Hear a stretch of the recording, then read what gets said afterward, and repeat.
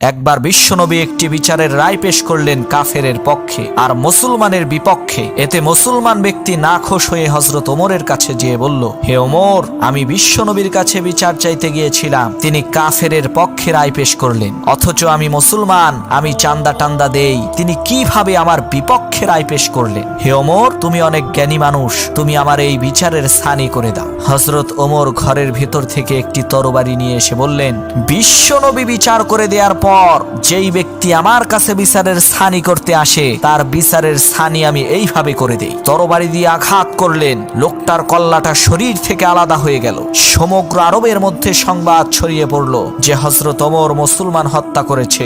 বিশ্বনবীও চিন্তিত। এদিকে আরশে আজিম থেকে মহান আল্লাহ রব্বুল আলামিন হযরত ওমরের কাজে খুশি হয়ে গেলেন। তিনি পবিত্র কোরআনের আয়াত নাজিল করে বললেন, হে নবী, আপনার রবের কসম, এই ব্যক্তি মুমিন ছিল না, সে ছিল মুনাফিক।